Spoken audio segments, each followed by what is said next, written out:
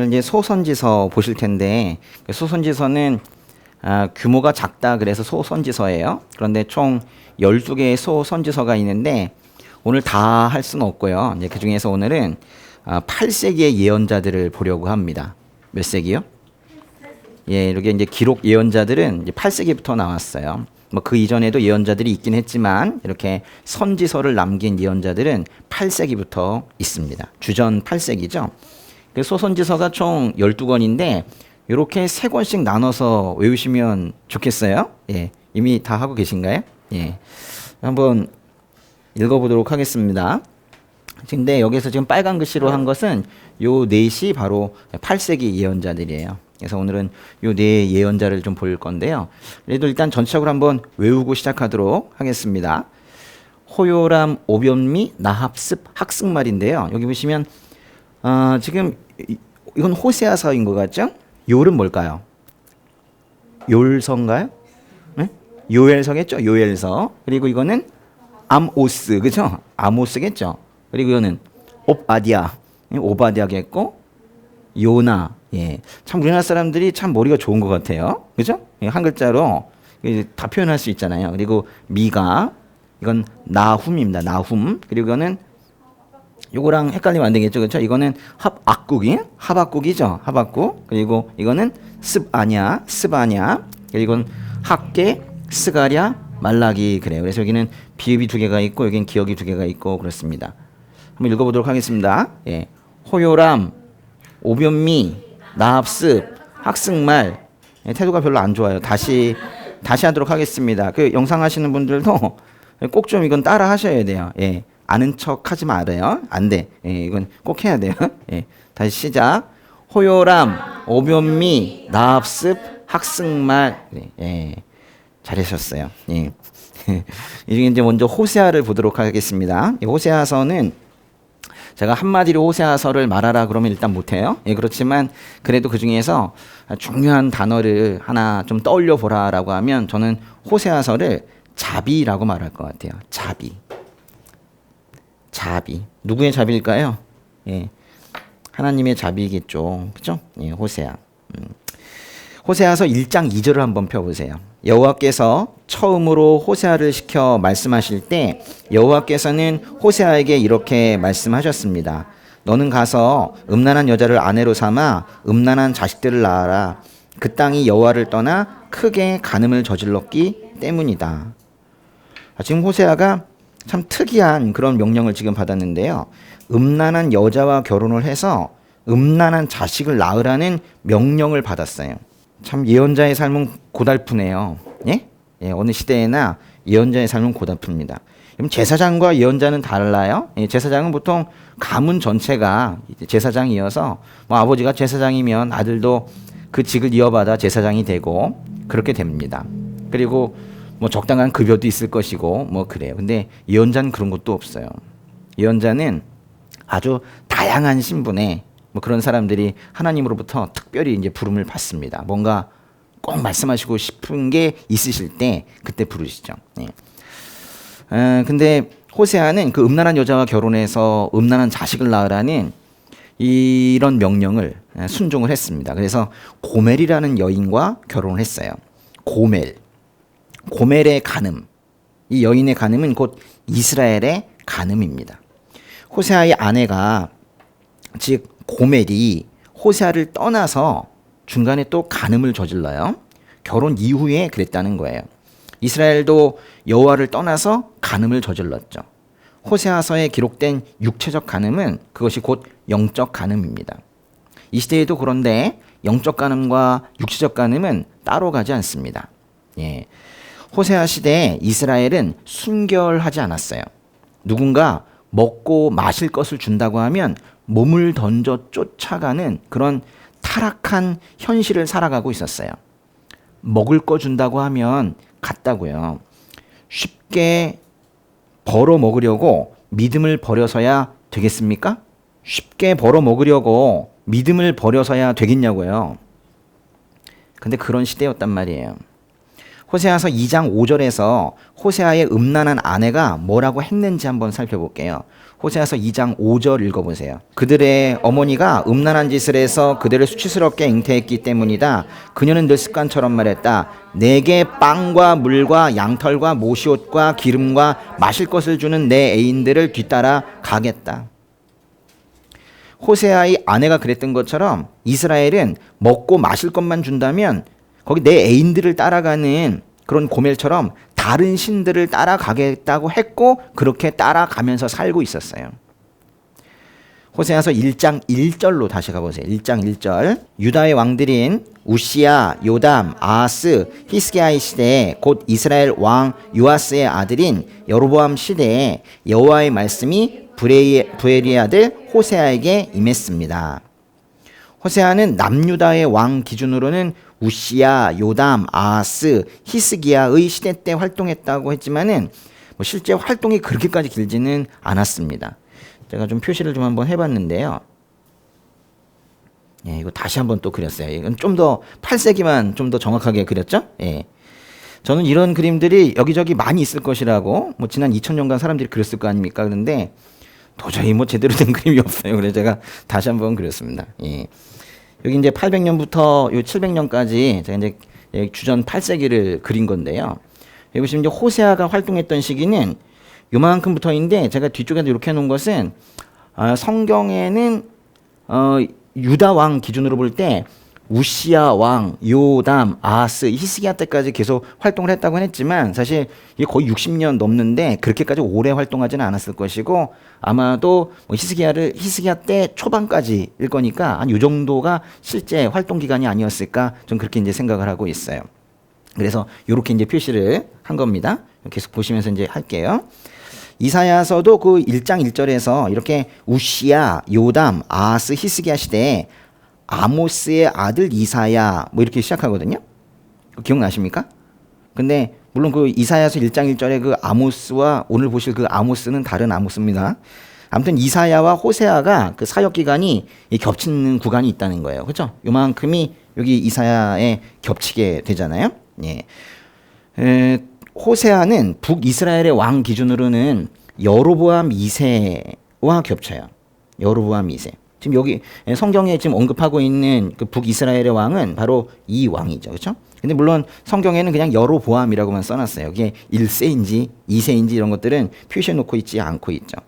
결국에는 호세아가 활동했다고 하는 구간은 여로보암 2세와 우시야, 요담, 아하스 이 남유다의 왕들이 자위했던 기간, 이 기간 동안일 거예요. 쉽게 말하면 8세기의 후반이다 이렇게 생각하시면 되고 사실 오늘 보는 모든 그런 예언자들이 모두 8세기 후반의 예언자들입니다. 여기서 말하는 그 여로보암은요. 이 여로보암 2세인데요. 여로보암 2세는 그 이스라엘의 왕 요아스의 아들인 여로보암 이렇게 되어 있죠. 이 여로보암은 2세라는 말은 없지만 그 대신 요아스의 아들이라고 했어요. 여기 제가 살짝 앞에 보면 요아스가 있죠. 그렇죠? 요아스의 아들인 여로보암입니다. 남유다에도 남유다의 8번째 왕의 이름이 요아스인데 양쪽에 똑같은 이름들이 여러 번 나와요. 북이스라엘과 남유다에 같은 이름들이 많이 있어서 좀 헷갈릴 수도 있는데 그때마다 좀 봐야 됩니다. 좀 다른 요아스고요. 근데 이 요아스는 아주 악한 왕이에요.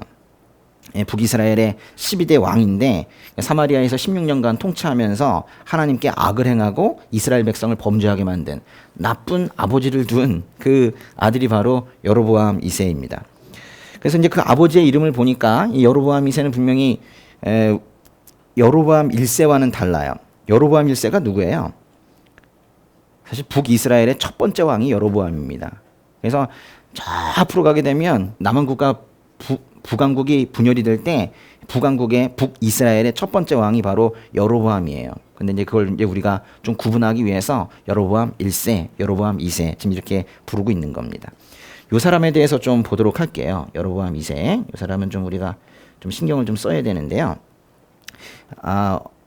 열왕기로 한번 가보세요. 열왕기 하에 이 사람 이야기가 있어요. 열왕기하 14장. 열왕기하 14장에 23, 24, 25 세 절 보겠습니다. 유다 왕 요아스의 아들 아마샤 15년에 이스라엘 왕 요아스의 아들 여로보암이 사마리아에서 왕이 됐고 그는 41년 동안 다스렸습니다. 여로보암은 여호와 보시기에 악을 저질렀고 이스라엘에게 죄짓게 한 느밧의 아들 여로보암의 모든 죄를 떠나지 않았습니다. 여로보암은 하맛 어귀에서부터 아라바 바다까지 이스라엘의 국경을 회복시켰습니다. 그것은 이스라엘의 하나님 여호와께서 그분의 종인 가드헤벨 출신 아미떼의 아들인 예언자 요나를 통해 하신 말씀에 따른 것이었습니다. 23절에요. 요아스의 아들 여로보암이라고 그랬죠. 이렇게 표현하는 사람이 바로 여로보암 2세입니다. 이 사람이 사마리아에서 왕이 됐다고 하는데 사마리아는 그 북이스라엘의 수도였었어요. 즉 이스라엘의 왕이 됐다라는 뜻이고 41년 동안 상당히 길게 그렇게 재위를 했었죠. 24절에 보면 여로보암은 여호와 보시기에 악을 저질렀고 똑같네요. 그렇죠? 아빠도 악했는데 아들도 악했어요. 그런데 거기 뭐라고 표현을 했냐면 느밧의 아들 여로보암의 모든 죄를 떠나지 않았다 그랬어요. 여로보암 2세는 요아스의 아들입니다. 거기에 24절에 나오는 여로보암이 두 명인데 지금 그 여로보암이 다른 여로보암이에요. 끝부분에 나오는 느밧의 아들 여로보암은 처음에 그 첫 번째 왕이었던 그 여로보암 1세를 말하는 거예요.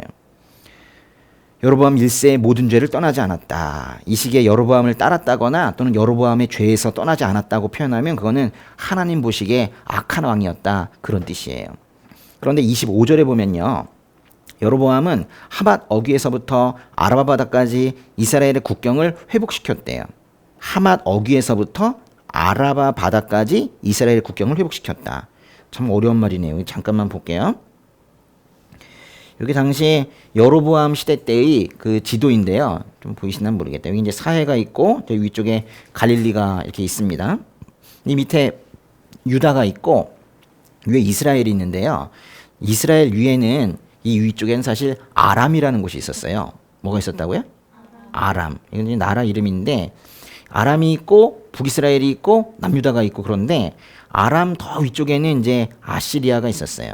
물론 아시리아는 여기뿐만이 아니라 이렇게 이 넓은 지역이 바로 아시리아였는데 아시리아가 위쪽에서 내리누르니까 이제 아람이 많이 힘들어했죠. 또 아람은 또 북이스라엘을 또 괴롭혔었어요. 뭐 이런 구조였었습니다. 그런데 이 아람과 아시리아가 이렇게 이제 국경이 다 있는데요. 이 아시리아 때문에 아람의 국력이 많이 약해졌어요. 그래가지고 아람이 북이스라엘을 괴롭히는데 아람이 괴롭히는 게 좀 적어졌어요. 누구 덕분에? 아시리아 덕분에. 물론 아시리아가 이 시기에 아주 강했던 건 아니에요. 웬만한 정도의 뭐 그런 힘을 가지고 있었는데 딱 국경이 다 있는 아람은 계속 괴롭힌 거예요. 그래서 오히려 아람이 쇠약해졌어요. 그 틈을 타서 이 밑에 있는 북이스라엘의 여로보암 2세가 여기를 쳤어요. 그래서 여기 지금 표시되어 있는 이곳이 북이스라엘이 회복한 영토예요. 이런 걸 어부질이라고 합니다. 어부질이 그렇게 된 거예요. 근데 이만큼이 뭐냐면요. 이게 바로 솔로몬 시대 때 가장 큰 영토를 차지했던 그 전체 지역을 회복했다라는 그런 뜻이에요. 분명히 여로보암 2세는 매우 악한 왕으로 그렇게 표시되어 있는데도 불구하고 이 시기에 최고의 부흥을 한 거예요. 아주 잘 살았다는 그런 얘기예요. 요아스 때부터 이때부터 아시리아가 사실 조금씩 약해지고 있었거든요. 그래서 상대적으로 이제 부흥을 했던 게 바로 이스라엘이에요. 여로보암 2세 때 이때까지도 크게 부흥을 했어요. 그래서 아시리아가 있는데요. 아시리아를 이제 굳이 이렇게 표현을 한다면 이렇게도 표현할 수 있을 거예요. 처음에 이렇게 좀 강했었는데 이 시기가 가장 약한 시기예요. 그러니까 약한 시기. 그러다가 여로보암 2세 때까지 계속 약한 시기였다가 이때부터 이렇게 다시 회복하는 뭐 그런 게 바로 아시리아의 국력이에요. 근데 이때부터는 하나님께서 이걸 쳐올리세요. 이렇게 쭉 해서 하나님께서 요나 이후에 생각해보면 이제 나중에 배우시겠지만 요나의 시기에 아시리아가 회개를 합니다. 예, 그 회개를 하고 그 이후부터 이렇게 커져요. 그래서 요나를 통해서 회개를 시키시고 아시리아를 해결시키시고 아시리아를 키워서 이스라엘을 치십니다. 그래가지고 결국 이스라엘이 망하는 거거든요. 그런데 그렇게 하나님의 주권으로 아시리아를 키우기 전에 아시리아의 국력은 상당히 약해진 그런 상태였었단 말이에요. 요아스, 여로보암 2세 때. 그래서 북이스라엘과 아시리아 사이에 있는 아람도 이 여로보암 2세 때 다 쳐서 여로보암 2세 때는 상당히 부흥을 하게 되는 거예요. 그런데 이제 중요한 것은 여로보암의 할아버지였던 여호아스, 아버지였던 요아스, 그리고 자신, 이때까지는 잘 살았어요. 그런데 언젠가부터 어떤 나라가 쇠락해질지는 사실 잘 몰라요. 요때까지만 해도 야 우리 정말 잘 된다, 이스라엘 정말 잘 산다 막 이랬을 거예요. 근데 여로보암 시대 이제 거의 끝으로 갈 때쯤, 바로 요때쯤인데요. 이때 이제 사역자들이 나오기 시작하는 거예요. 이게 상당히 이제 위기의 순간들인데 요때쯤 중흥기의 끝물, 그때쯤 하나님께서는 아시잖아요. 북이스라엘 위험해. 북이스라엘 이제 이 상태로 계속 가다가는 그 음란한 문화로 계속 가다가는 위험해. 그래서 이제 호세아, 아모스 이런 사람들을 보내주신 거거든요. 예. 지도자는 악했지만은 하나님께서는 그래도 그 백성들에 대한 긍휼함을 버리진 않으셨어요. 그래서 또 부흥을 또 시켜주시기도 했습니다. 그러나 그게 진짜 부흥이었는가? 이제 그건 우리가 계속 봐야 되는 거예요.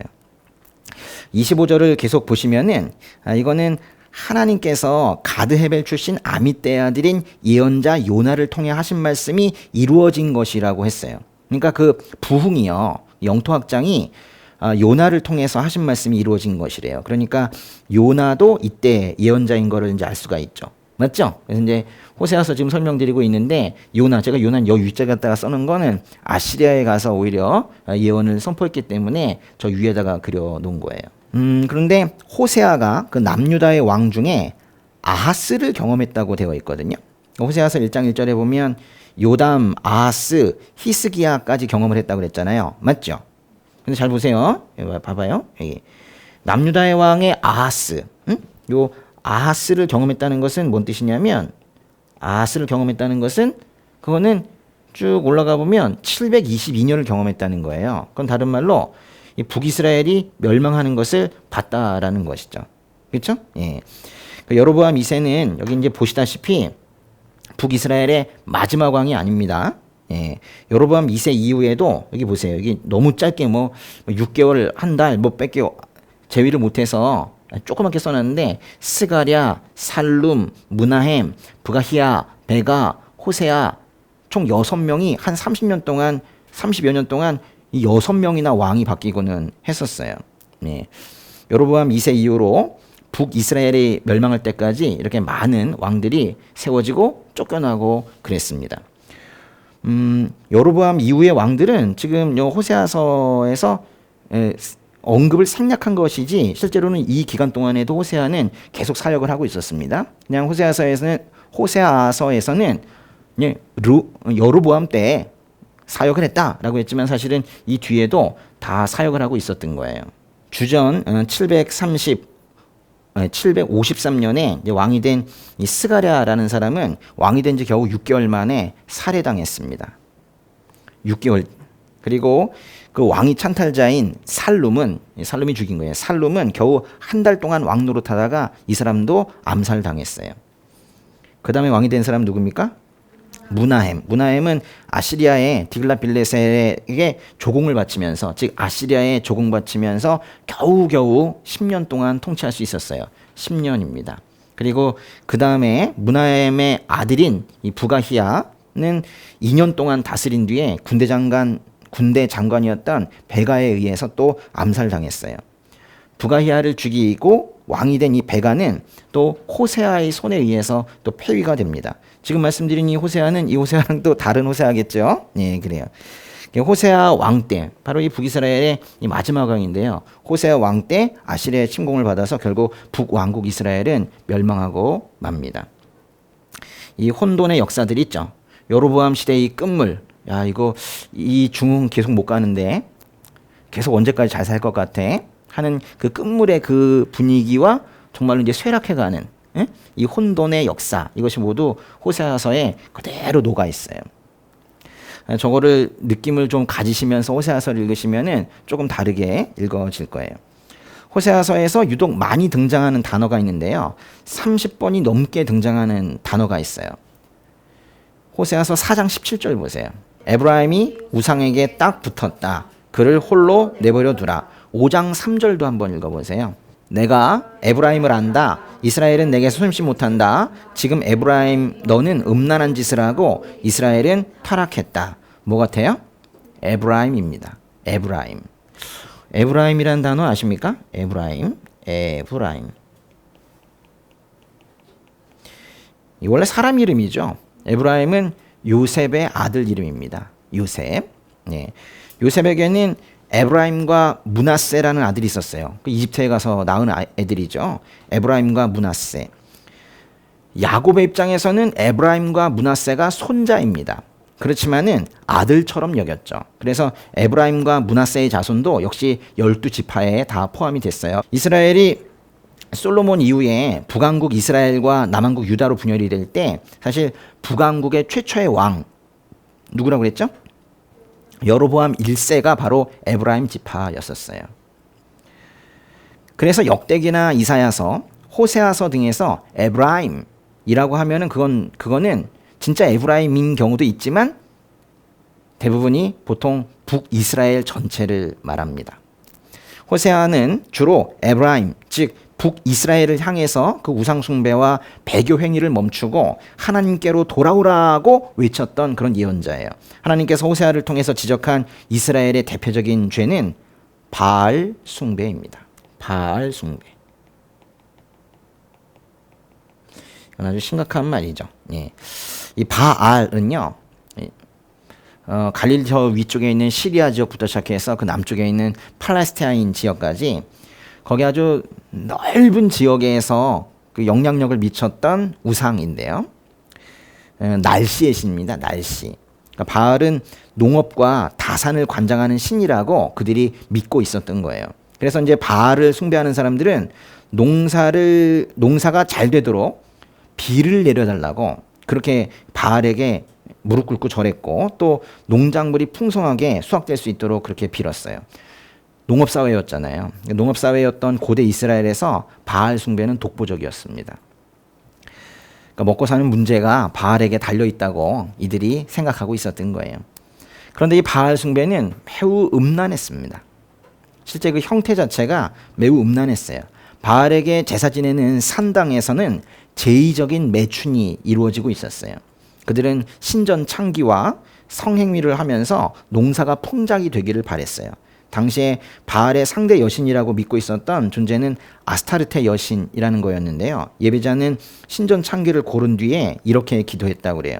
아스타르테 여신이 당신에게 은총을 베풀고 바알이 내게 은총을 베풀기를 간구합니다. 이랬다고 그래요.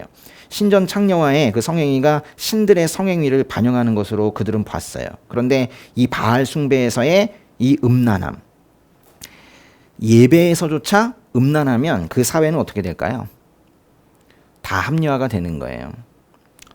뭐 저 예배에서도 저러는데 뭐 이러면서 이스라엘 전체가 그런 성적인 문란에 깊이 빠져 있었습니다. 사실은 예배라고 부를 수도 없는 소위 그런 예배가 그 예배 자체가 음란하다 보니까 생활에서의 음란은 불을 보듯 뻔한 거였었어요. 그래서 호세아서에서는 이 근친상간 또는 수간 등의 성적 음란과 바알 숭배 이야기가 아주 많이 등장을 해요. 나라가 망해갈 때 나라는 음란해집니다. 또는 나라가 음란해질 때 나라가 망해간다고 말할 수도 있어요. 성적인 문제들이 언제나 있고 또 뭐 그 많은 문제 중에 하나인 것처럼 보일 수 있지만 실제로는 나라가 지금 어느 방향으로 가고 있는지 지표가 되기도 합니다. 호세아서는 백성들의 영적인 음란과 육적인 음란을 이렇게 표현을 해요. 호세아서 4장에 12절로 가보세요. 4장 12절, 13절, 14절. 내 백성들이 나무상에게 물어보고 그의 지팡이가 응답을 한다. 음란한 영이 그들을 헤매게 해. 그들이 그들의 하나님을 떠나 음란한 짓을 한다. 그들은 산 꼭대기에서 희생제사를 지내고 언덕 위 상수리나무와 버드나무와 참나무 그늘이 좋아서 그 아래서 희생제물을 태워 바친다. 그러므로 너희 딸들이 음란한 짓을 하고 너희 며느리들이 간음한다. 내가 너희 딸들이 창녀짓 할 때 또 너희 며느리들이 간음할 때 그들을 처벌하지 않을 것이다. 남자들이 음란한 짓을 하는 사람들과 교제하며 성전 창녀들과 함께 희생제물을 드리기 때문이다. 지각 없는 백성들은 망하게 될 것이다. 제가 호세아서를 한마디로 하면 어떤 단어로 표현할 수 있다고 그랬어요? 자비인데요. 이건 이제 하나님의 입장에서 자비라는 표현을 쓰고 있는 것이고, 사실 백성들을 한마디로 표현한다고 하면 간음입니다. 백성들은 간음하고 있고 하나님께서는 그러심에도 불구하고 끝끝내 참으시고 자비를 베푸신다라는 그런 내용이거든요. 그런데 또 하나의 단어가 있어요. 호세아서를 대표할 수 있는 또 하나의 단어. 첫 번째는 자비, 두 번째는 간음. 또 하나의 단어는 풍자입니다. 뭐라고요? 풍자. 12절과 13절은 나무로 만든 우상에게 묻고 하나님을 떠나 음란한 짓을 하는 그 가나안 풍습에 깊이 젖어 있는 그런 모습을 지적하는 말씀이에요. 14절에서 내가 너희 딸들이 창녀짓 할 때 또 너희 며느리들이 간음할 때 처벌한대요, 안 한대요? 처벌하지 않을 것이라고 말씀하셨죠? 이런 게 풍자예요. 남자들도 음란한 짓을 하는 사람들과 교제하고 성전 창녀들과 함께 희생제물을 드리고 있는데, 그렇게 온 백성이 음란한데 딸이 창녀가 되고 며느리가 간음 좀 하면 좀 어때?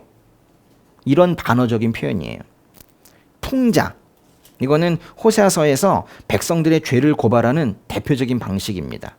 아주 신랄하고 날카로운 그런 풍자들이 계속 이어집니다. 근데 또 풍자를 잘못 읽으면 처벌하지 않으신단다. 그런 사람들 분명히 있어요. 그래서 14절 끝에서 하나님께서 명확하게 말씀하시죠. 뭐라고 말씀하세요? 지각 없는 백성들은 망하게 될 것이다. 알아듣지 못하면 망한다, 그런 뜻인 거예요. 호세아서는 14장까지 있는데요. 1장부터 3장까지는 호세아가 자신의 결혼 생활에 대해서 말합니다. 그리고 이제 그것의 의미를 이제 4장부터 14장까지 풀어가는 구조예요. 그래서 1장부터 3장까지와 4장부터가 너무 달라요. 네, 분위기가 확 바뀝니다. 호세아는 고멜이라는 음란한 여자와 결혼했다고 그랬죠. 그런데 그거를 이제 자신과 고멜의 관계를 하나님과 이 이스라엘의 관계로 이제 빗대어서 말을 합니다. 전체가 다 그 얘기예요. 호세아서를 대표할 수 있는 단어 세 가지가 뭐라고요? 자비와 간음과 풍자입니다. 호세아, 사실 호세아라는 이름은 구원한다는 뜻이에요. 또는 구한다는 뜻입니다. 비슷한 단어는 여호수아예요. 호세아와 여호수아는 비슷한 단어입니다. 또 비슷한 단어는 예수예요. 다 같은 동사에서 유래한 이름입니다. 여호수아, 호세아, 예수. 남편인 예수님의 그 정결한 아내로서 교회가 바로 서 있어야 합니다. 생각해보면 호세아는 음란한 아내 고멜 때문에 힘들어했지 이름도 모르는 이웃집 여인의 간음으로 인해서 힘들어한 것이 아닙니다. 호세아는 자기 아내 때문에 힘들어했지 다른 데 있는 다른 여인들 때문에 힘들어한 게 아니라고요. 만약에 하나님께서 이 땅을 보면서 힘들어 하신다면 저 거리에 있는 어떤 죄악을 보면서는 혀를 끌끌 차실 수는 있겠지만 그렇게까지 마음 아파하진 않으실 수 있어요. 그런데 만약에 우리가 잘못하면 그때는 마음 아파하시는 거예요. 교회가 잘못하면 그거는 마음 아파하시는 거예요. 나의 백성이 잘못했을 때 그것이 가슴 아프신 거예요. 우리는 세상의 죄악 때문에 하나님께서 가슴앓이를 하고 있는 걸로 착각할 수 있지만 그렇지 않습니다. 하나님께서는 우리를 보고 계세요. 그 다음 책은 요엘서인데요. 이 책은 아마도 바벨론 포로기 이후에 써졌을 거예요. 그래서 책 순서로는 요엘이지만 그 시기에 써진 나중에 학승말 있죠? 학개스가랴 말라기서와 함께 보는 게 좋을 것 같아요. 그래서 넘어가시고 아모스서로 가겠습니다. 호욜암, 그죠? 호욜암. 그다음에 이제 아모스네요. 아모스서는 한마디로 하면 정의입니다. 정의. 아모스서 1장의 1절 읽어보겠습니다. 드고아의 목자 아모스가 이스라엘에 대해 이상으로 받은 말씀입니다. 그때 유다 왕은 우시아였고 이스라엘 왕은 요아스의 아들 여로보암이었으며 지진이 있기 2년 전입니다. 아모스는 자신을 드고아의 목자 아모스라고 소개를 해요. 그리고 7장에서 자기 소개를 좀 더 합니다. 그 이외에는 사실 더 없는데 7장으로 한번 가보세요. 아모스서 7장에 14절 15절이요. 아모스가 아마샤에게 이렇게 대답했다. 나는 예언자가 아니고 예언자의 아들도 아니다. 나는 다만 목자이며 뽕나무를 기르는 사람이다. 양떼를 기르고 있는 내게 여호와께서 말씀하셨다. 내 백성 이스라엘에 가서 예언하여라. 아모스는 자신을 예언자가 아니라고 말해요. 예언자잖아요. 근데 이건 그냥 직업적인 예언자가 아니라고 스스로 생각을 해요. 그저 자신은 목자이며 뽕나무를 기르는 사람이래요. 그러나 하나님께서 이 농사 짓고 있는 아모스에게 북왕국 이스라엘의 메시지를 전달하도록 아주 특별한 임무를 맡기신 거예요. 다시 아모스 1장 1절 한번 읽어볼게요. 1장 1절. 드고아의 목자 아모스가 이스라엘에 대해 이상으로 받은 말씀입니다. 그때 유다 왕은 우시아였고 이스라엘 왕은 요아스의 아들 여로보암이었으며 지진이 있기 2년 전입니다. 아모스가 활동했을 때 왕들을 잘 보세요. 남유다 왕은 우시아였고요. 그죠? 남유다 왕은 우시아였고 그리고 이스라엘 왕은 요아스의 아들 여로보암이래요. 맞죠?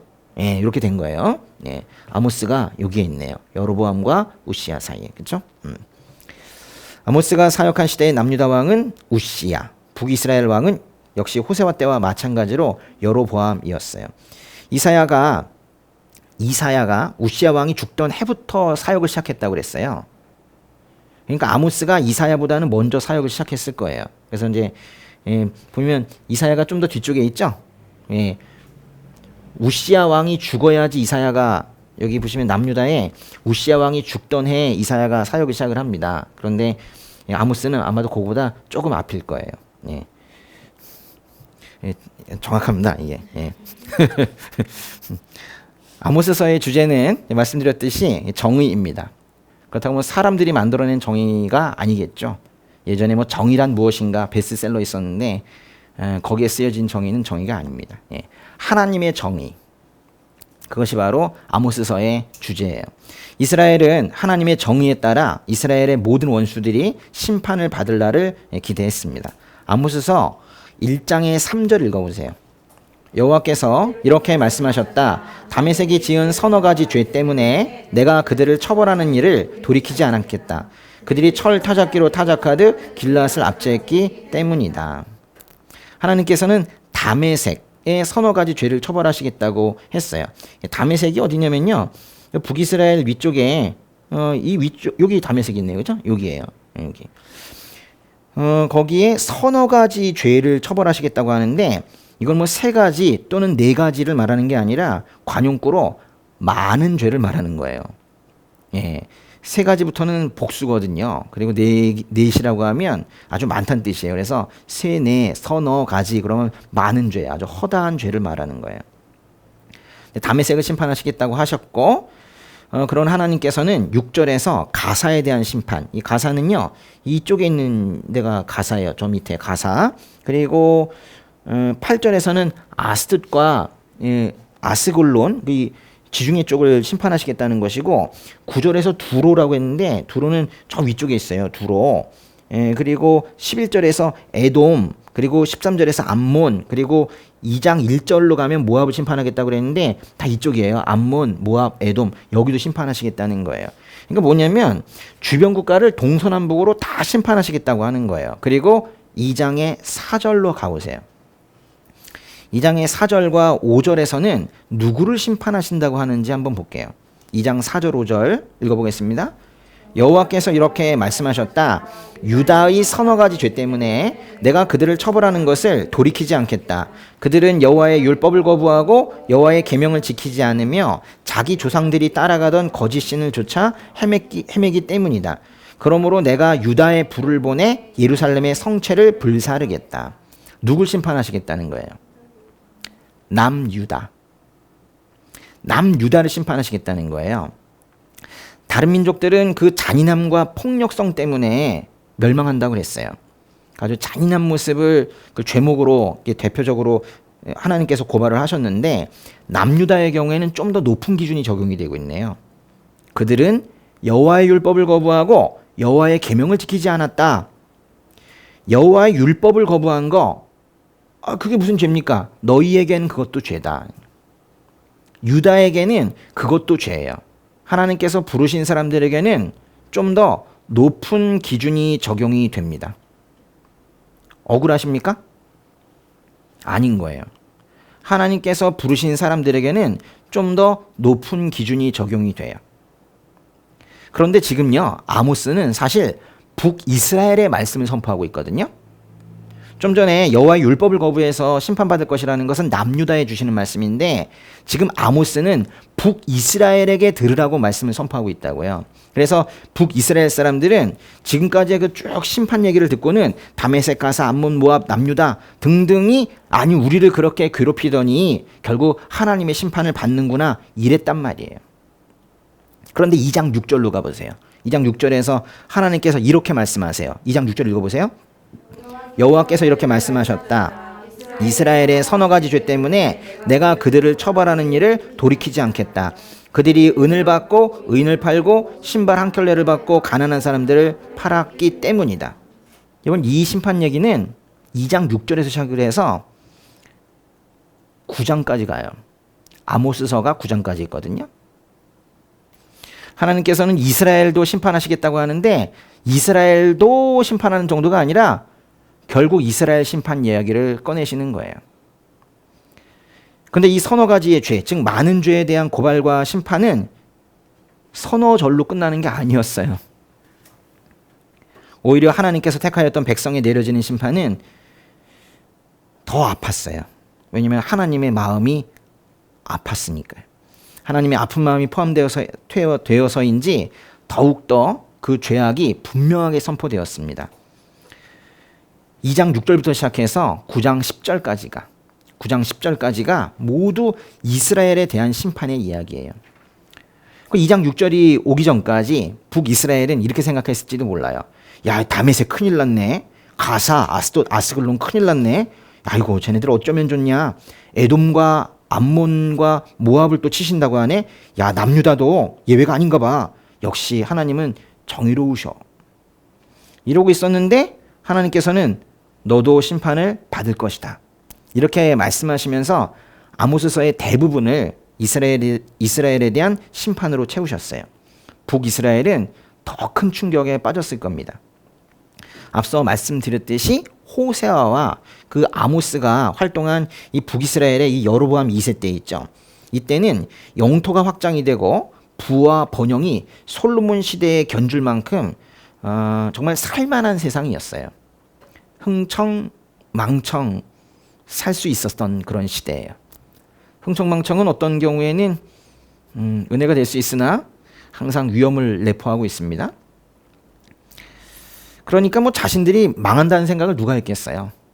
마치 잘 살아가고 있었던 대한민국처럼 누가 망한다는 생각을 했겠어요. 지금 어디쯤 와 있을까요? 우리나라는 북이스라엘 기준으로 본다면 제가 2년 전에 말씀을 드렸다면 이쯤일 것 같다 이렇게 말씀드렸을지도 모르겠어요. 네, 좀 이제 넘어간 것도 같아요. 네?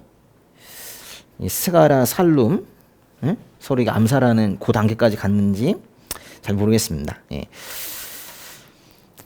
사실 이전에 이들이 요아스 여로보암 2세 때 이때 아시리아가 약해서 반사 이익을 얻어 상대적으로 좀 잘 살았던 이 시기에 그들이 잘 살게 된 거는 사실 하나님의 복의 증거가 아니었어요. 저 사람들은 착각하고 있었어요. 우리가 하나님으로부터 복을 받았나 보다. 우린 축복의 인생 뭐 이랬단 말이에요. 근데 사실은 아니었어요. 아모스서 9장 9절로 가보세요. 아모스서 9장 9절과 10절을 함께 읽겠습니다. 내가 명령했다. 곡식을 한 알도 땅에 떨어지지 않게 체질하는 것처럼 내가 이스라엘 백성을 체질하듯 모든 민족들 가운데서 걸러낼 것이다. 내 백성 가운데 우리에게 재난이 미치지 않을 것이다 라는 거짓된 말을 하는 사람이 있을 것이다. 이런 말로 죄를 짓는 사람들 모두 칼에 찔려 죽을 것이다. 이렇게 심하게 표현한 거 아닌 것 같아요. 그렇죠? 예. 하나님의 뜻에 반하는 그런 예언, 즉 우리에게 재난이 미치지 않을 것이다. 괜찮다, 괜찮다, 평안이다, 평안이다. 이렇게 말하는 사람이 있겠죠. 예. 이런 말로 죄를 짓는 사람들 모두 칼에 찔려 죽을 것이다. 예. 이거 보세요. 이스라엘은 하나님의 복을 받아서 번성한 게 아니었어요. 그들은 실제적으로는 하나님의 저주 아래에 있었던 거예요. 그들의 부는 대부분 가난한 이들을 착취해서 그 희생으로 축적한 그런 부였고, 힘 있는 사람들은 힘없는 사람들을 늘상 조직적으로 압제해 가고 있었어요. 정권만 잡으면 힘을 행사하고 싶어서 안달이 나 있었어요. 이스라엘은 예배를 드리면서 예배를 통해 하나님을 또 조종하려고 그랬었어요. 예배는 하나님을 찬양해야 되는데 예배에서 하나님을 조종하려고 했다는 건 이거는 이방신을 다루던 그런 모습과 똑같은 거예요. 아모스는 특별히 베델이라는 곳에 가서 메시지를 전했는데요. 그 남유다와 북이스라엘 사이에 있습니다. 요쯤에 있어요. 요쯤. 예. 그런데 왜 하필 베델에 가서 메시지를 전했는가? 그래서 이제 베델에도 제사장이 있었거든요. 그 제사장이 화가 났어요. 그래서 아모스한테 이렇게 말합니다. 너는 왜 유다 사람이 여기 올라와 가지고 이러냐? 유다로 가라 너. 베델에서는 너 예언하지 마라. 여기는 여로보암 왕의 성소이고 그의 왕궁이야. 이러면서 베델에서는 하지 말라고 그랬어요. 사실 아모스는 여로보암 2세 때 이제 활동을 했는데 그 이름이 같은 여로보암 1세, 북왕국의 첫 번째 왕 여로보암 1세가 왕이 되자마자 했던 게 바로 베델에 금송아지 2마리 만든 거예요. 금송아지 이야기가 출애굽에만 나오는 게 아니에요. 예. 그래서 베델에 금송아지 2개를 만들어 놓고 그걸 경배했었어요. 그 얘기는 이제 열왕기상의 12장에 나와요. 이스라엘 백성들은 그런 어이없는 우상 숭배를 하면서도 자신들이 역사의 황금기를 살고 있다고 착각하고 있었던 거예요. 아모스는 그들에게 다가가서 아니야, 너희 지금 저주 아래 있어. 이렇게 말을 했어야만 했던 그런 예언자예요. 잘 살아가고 있다고 스스로들 착각하고 있었는데 아니야, 너희 지금 위험해. 이렇게 이제 와서 말을 한다니 누가 좋아했겠고 또 누가 들었겠어요. 다들 이러지 않았겠습니까? 넌 왜 그렇게 비관적이냐? 알겠는데요. 좀 오버하시는 것 같은데요. 뭐 이런 표현들 제가 좀 들었던 표현인데요. 근데 부정적이냐고, 예? 왜 이렇게 이제 아모스를 이제 비난했을 거예요. 또는 잘 되고 있는데 왜 거기에 와가지고 재 뿌리냐고, 예, 좀 속된 말로 재수 없다고 그랬을 거예요. 그렇죠? 예. 그런데 하나님께서는 이 아시리아를 이렇게 약화시켜 놓친 것이 하나님께서 하신 거예요. 이스라엘이 이때쯤 돌아오면 아마 아시리아는 아예 멸망시키고 말았을 겁니다. 근데 점점점 더 이상해져 가는 거예요. 북이스라엘이. 점점점 먹고 살만해지니까 하나님을 다 떠나기 시작을 했고, 예, 바알 숭배는 더 많이 빠졌고, 마치 바알이 자신들에게 복을 준 것처럼 그렇게 해가고 있었고, 이스라엘이 얼마나 악했냐면 차라리 바알 숭배만 했으면 됐는데 바알 숭배와 항상 하나님 경배를 같이 했다고요. 항상 혼합적인 그 예배 생활을 항상 했었어요. 하나님도 버리지 못했어요. 네. 하나님은 하나님대로 뭔가 복을 주실 것 같고 바알은 바알대로 뭘 줄 것 같고 그래가지고 늘 이렇게 양다리 걸치는 그런 신앙생활을 했단 말이에요. 하나님께서는 그것을 역겹다고 말씀하셨었어요. 하나님께서는 이 잠시 숨고르기 하고 있는 아시리아 여기를 이제 점점 키우기 시작을 하셨어요. 안 되겠는 거예요. 그래가지고 키우기 이제 시작을 하셨고 이스라엘을 치실 방망이가 이제 되어 가기 시작을 했어요. 주전 그래서 722년에 결국 이 아시리아가 북이스라엘을 쳐서 북이스라엘이 멸망하게 되는 거예요. 참 놀라운 일입니다. 여기에 요나를 이렇게 투입을 하셨다는 것이 상당히 놀라운 일인 거예요. 아모스서에서 가장 유명한 구절은 아마도 아모스서의 5장의 24절일 거예요. 아주 많은 부분에서 들어보셨을 것 같은데요. 아모스서 5장 24절 읽어보겠습니다. 오직 정의를 강물처럼 흐르게 하고 의를 시냇물이 마르지 않고 흐르는 것처럼 항상 흐르게 하라. 정의를 강물처럼 공의를 시냇물처럼 그렇게 흐르게 하라고 했는데 이스라엘은 그러지 못했어요. 정의는 강처럼 흐르지 않았고 의도 시냇물처럼 흐르지 않았어요. 그들의 재판은 불공정했어요. 재판이 법에 따라 이루어지지 않았어요. 힘 있는 자들의 불의는 감춰지고 말았습니다. 하나님께서 아브라함을 부르시고 그 아들 중에서도 이삭을 부르시고 그 이삭의 아들 중에서도 또 야곱만 부르시고 그 야곱의 아들과 손자들로 12지파를 만드셨는데 그 중에서도 10지파가 자그마치 12지파 중에 10지파가 북이스라엘을 구성하고 있었어요. 그러니까 북이스라엘은 하나님께 이러면 안 돼요. 그들도 역시나 아브라함의 후손으로 이삭의 후손으로 야곱의 후손으로 그렇게 온 지파인데 더군다나 12지파 중에서 10지파가 모여있는 북이스라엘이 하나님께 이러면 안 되죠. 아모스서도 역시 요즘에 이 교회가 들어야 하는 그런 말씀입니다. 교회는 하나님의 정의가 무엇인지 명확히 알아야 되고 정의를 알고 그것을 행해야 돼요. 그것을 모르고 있다면 교회가 다른 사람 탓하고 다른 사람 정죄하고 있는 동안에 하나님께서 이렇게 말씀하실 것 같아요.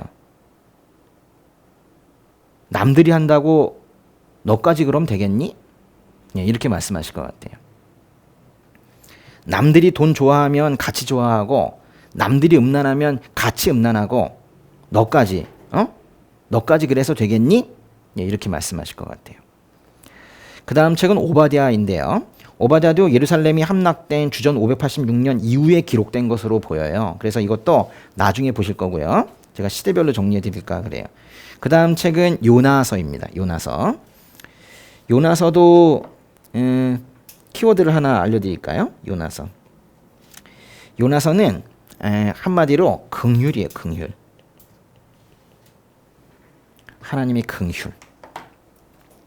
요나서 1장 1절을 보면 이렇게 시작하거든요. 여호와의 말씀이 아미떼의 아들 요나에게 임해 말씀하셨습니다. 이렇게 시작을 해요.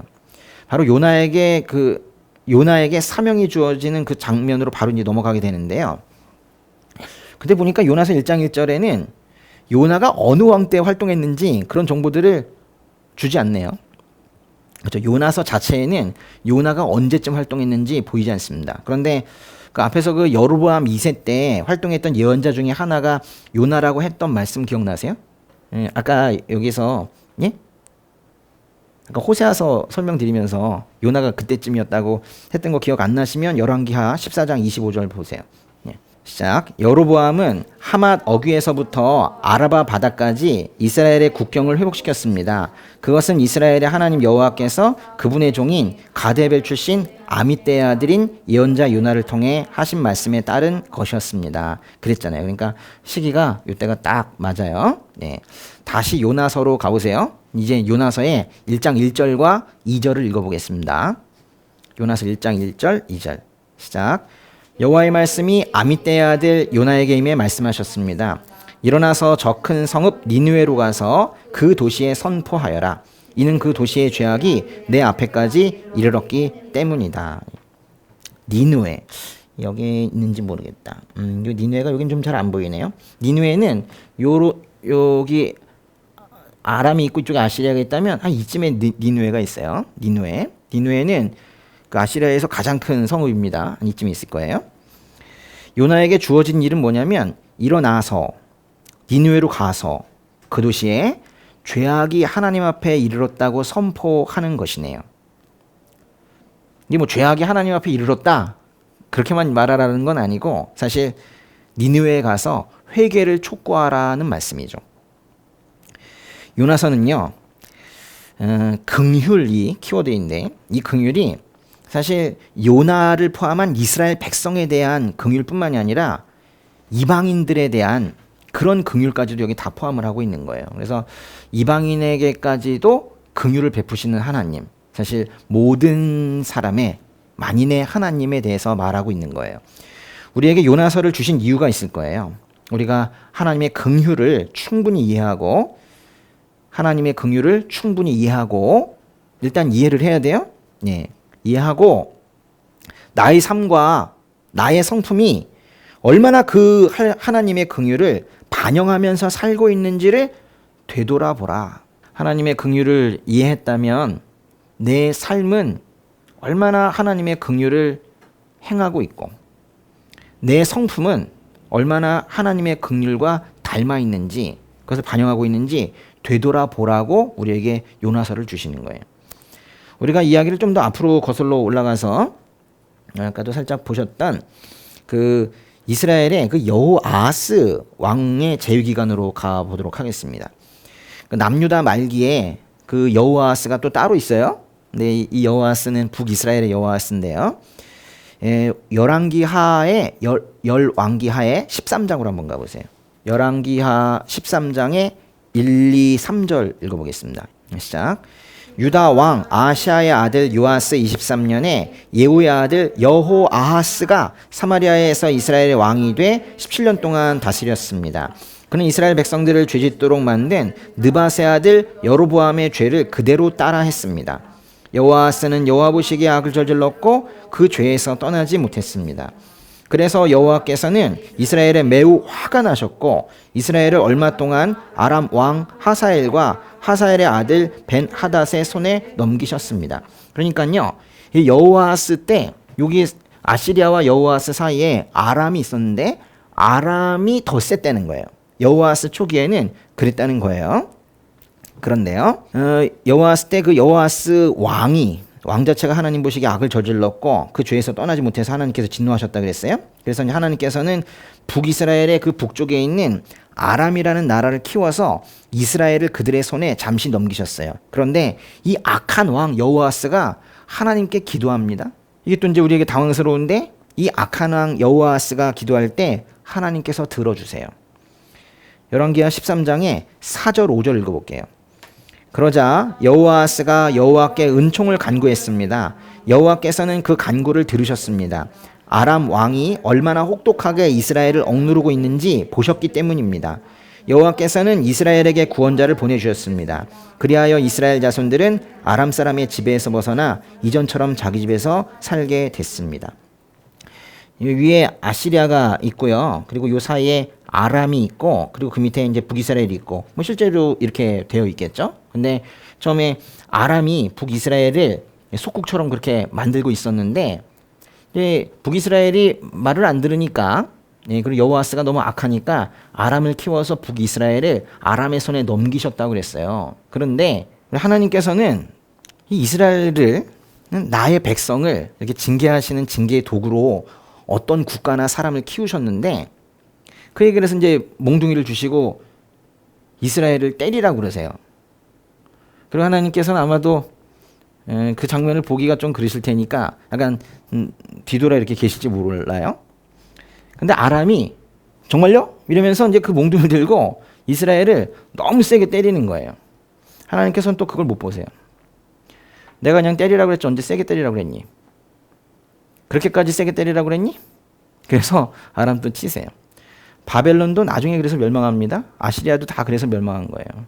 그들의 그 폭력성, 나의 백성을 아주 도가 지나치게 그렇게 핍박하는 그런 모습들에 그들도 다 심판을 나중에 당하게 됩니다. 우리 좋으신 하나님께서는요, 악한 왕 여호아하스의 간구도 들으시고 구원자를 보내셨어요. 그럼 이제 보세요. 구원자가 누굴까? 보세요. 아람이 약해져야 되잖아요. 그래서 이제 북이스라엘이 그래야지 여호아스 때 살아나게 되는데 구원자는 누굴까요? 아시리아겠죠. 그래서 아시리아에서 구원자가 사실 한 명이 와가지고 아람을 좀 공격을 합니다. 예. 그러니까 아마도 아시리아의 왕 중에 한 명일 거예요. 제가 찾아보니까 성경에는 안 나오는 사람인데 아닷 니라리 뭐 이런 사람이 있어요.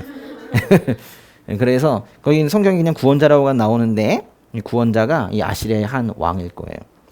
여호아스가 죽고 그 아들 요아스는 그 다음 요아스는 이 아람의 압제에서 벗어난 그 자유. 그러니까 아람이랑 사이가 너무너무 안 좋고 힘들었나 봐. 근데 이제 아람에서 벗어나서 아주 자유로움을 만끽을 하면서 영토 확장을 하기 시작을 했어요. 그걸 마무리한 사람이 여로보암 2세예요. 그러니까 아버지도 영토 확장을 하고 아들도 영토 확장을 해서 아주 대영토를 그렇게 차지하게 된 겁니다. 아모스와 마찬가지로 요나도 이때 이제 사역을 하게 된 거예요. 그 분위기 다시 한번 이제 아시겠죠? 분위기. 아시리아가 아직 이스라엘의 직접적인 위협이 되지는 않았고 이스라엘이 하나님의 긍휼로 인해서 평화와 번영을 누리던 시기, 이때 활동한 예언자가 요나예요. 요나가 변곡점이 됩니다. 요나가. 예. 그런 요나에게 뭐라고 하셨냐면 하나님께서 적국인 이스라엘에 가서 회개를 촉구하라 하셨어요. 그거는 요나로서는 가장 하기 싫은 일 중에 하나일 거예요. 그래서 요나는 도망쳐서 다시스로 가는 배를 탔다고 그랬는데 북이스라엘에서 아시리아로 가는 것이 아니라 다시스로 갔다는 건 다시스는 저 지중해 저 서쪽에 있는 어떤 지역일 거예요. 그러니까 완전히 반대편으로 갔다라는 거죠. 그런데 그 도망치던 그 요나가 탔던 배가 폭풍우를 만납니다. 사실 폭풍우를 만났다는 표현보다는 하나님께서 폭풍우를 보내셨죠. 그래서 막 선원들이 배가 가라앉는다고 난리가 났어요. 결국 배를 살리기 위해서 요나를 바다로 집어 던졌습니다. 요나는 하나님께서 준비하신 큰 물고기의 뱃속에서 3일 밤낮을 보내게 돼요. 구출이 된 요나는 결국 니느웨로 가는데요. 니느웨에 들어가서 선포를 합니다. 요나서 3장 4절 보세요. 요나서 3장 4절. 요나는 성읍 안으로 들어간 첫날에 선포했습니다. 40일 후에 니느웨는 무너질 것이다.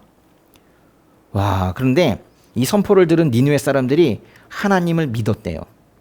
그리고 금식을 하면서 회개하기 시작했습니다. 놀라운 말씀은 사람과 짐승까지 다 금식했대요. 그때 니느웨 왕이 한 말이 걸작이에요. 요나서 3장 9절. 요나서 3장 9절 읽어보세요. 누가 알겠느냐? 하나님께서 마음을 바꾸셔서 자비하심으로 그분의 무서운 진노를 누그러뜨리셔서 우리가 멸망하지 않을지 모른다. 이건 지금 이방인이었던 어떤 한 왕이 한 말이에요. 하나님이라는 분이 내가 이제서 만났지만 나에게도 그런 은총을 베풀어 주실지 혹시 어떻게 아느냐? 아니실 수도 있겠지만 혹시 마음을 바꾸셔서 나에게도 잘해 주실 수 있지 않겠는가? 그렇게 말하고 있는 거예요. 약간의 의심이 들어가 있지만 오히려 더 큰 믿음으로 보여요. 결국 하나님께서 그들이 그 악한 길에서 돌이킨 행위를 보시고 회개한 행위를 보시고는 마음을 누그러뜨리시고 실제로 재앙을 내리지 않기로 하셨습니다. 그러자 요나는 적국이 이제 은혜를 입는 걸 보면서 오히려 또 화가 난 거예요. 하나님께서는 그 요나서 말미에 보면 직접 하나님의 긍휼이 진짜 뭔지를 또 가르쳐 주십니다. 근데 예수님께서 바로 이 요나 이야기를 하신 적이 있으시죠? 사람들이 우리에게 표적을 보여주십시오 라고 하니까 예수님께서 대답하시는 장면 한번 보겠습니다. 마태복음 12장으로 가보세요. 마태복음 12장 39절부터 41절. 시작. 예수께서 대답하셨습니다. 악하고 음란한 세대가 표적을 구하지만 예언자 요나의 표적밖에는 보여줄 것이 없다.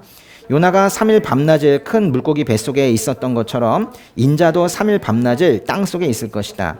심판 때에 니느웨 사람들이 이 세대와 함께 일어나 그 죄를 심판할 것이다. 그들은 요나의 선포를 듣고 회개했기 때문이다. 그러나 요나보다 더 큰 이가 여기 있다.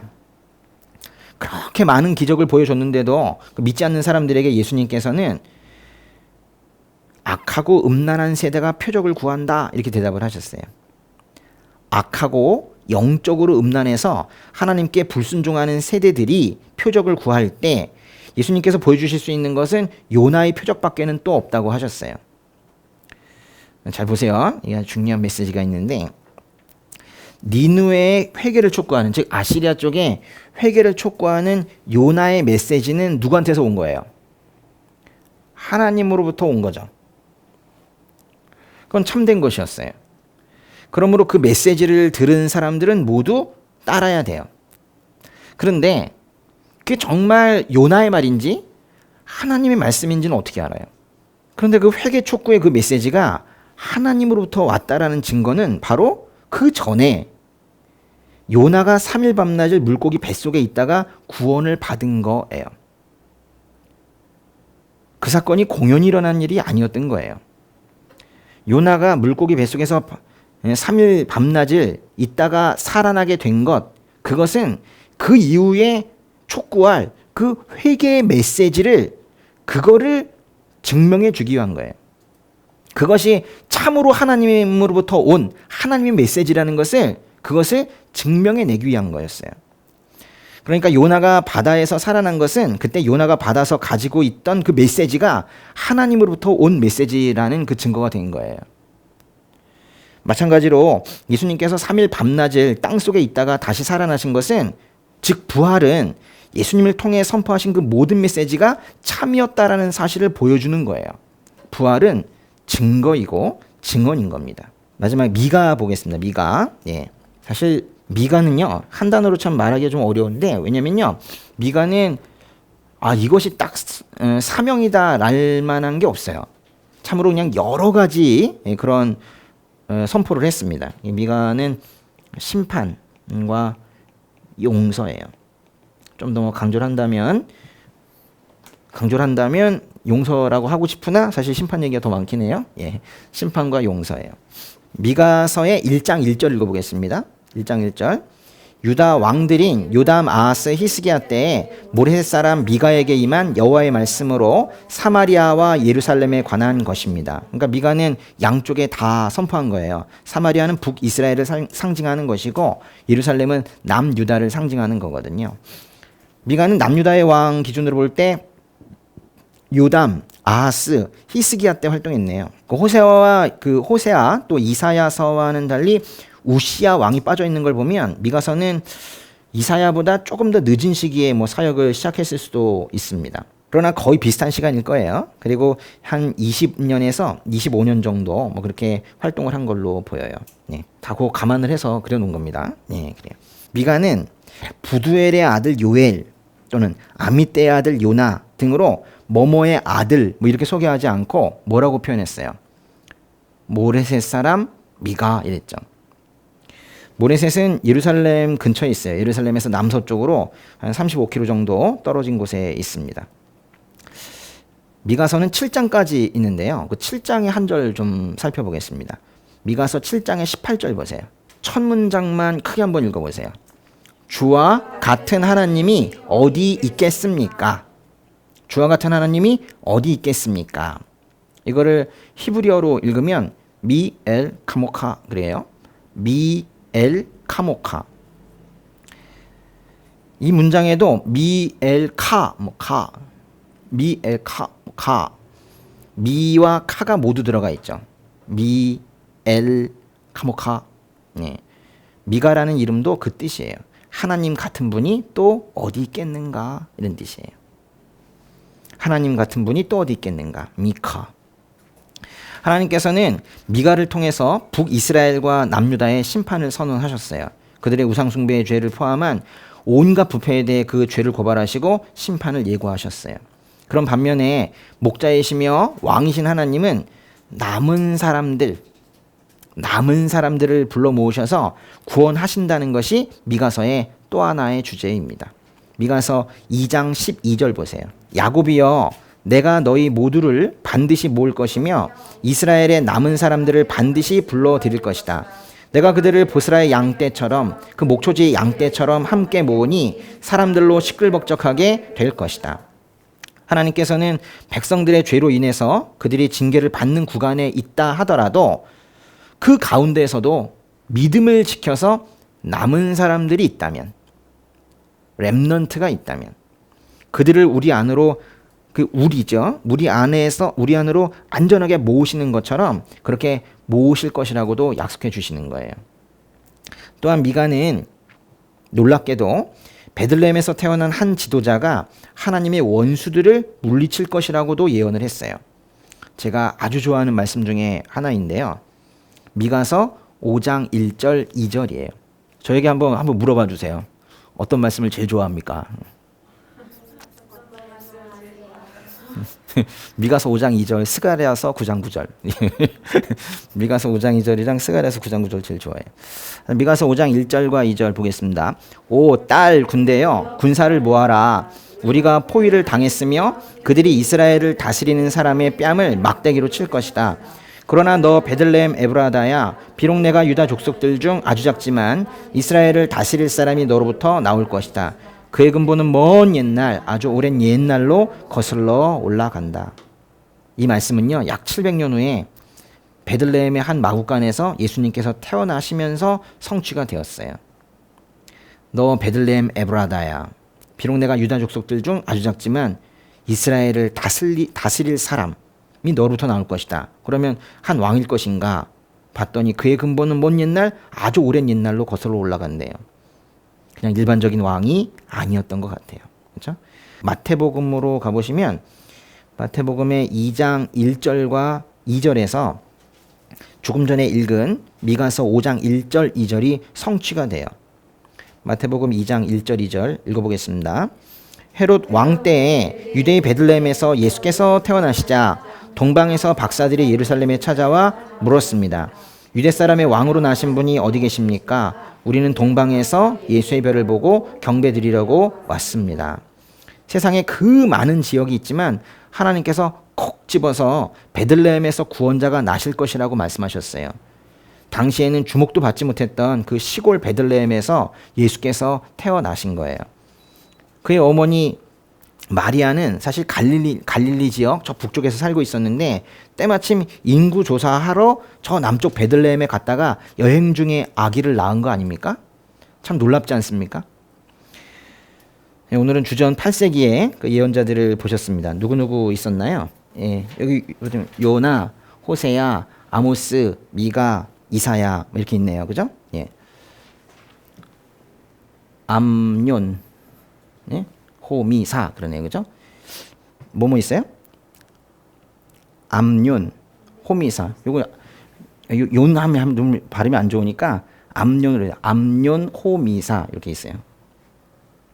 암, 윤, 호, 미사 이렇게 있다고. 한번 읽어보세요. 그 밭을 매려면 뭐를 사야 됩니까? 암년, 호밀 사야 되죠. 밭 매려면 뭘 사야 돼요? 호밀 사야 되죠. 암년, 호밀 사야 되죠. 아무튼 호밀 사야지 뭘 딴 걸 사요. 네. 요 순서대로 읽으시면은 북이스라엘의 그 패망 전후로 하나님께서 예언자들을 통해서 끊임없이 외치신 슈브, 돌아오라, 회개하라 그런 이제 음성이 들릴 거예요. 예. 지금 꼭 읽어야 될 그런 책이라고 생각합니다. 예. 네, 기도하겠습니다.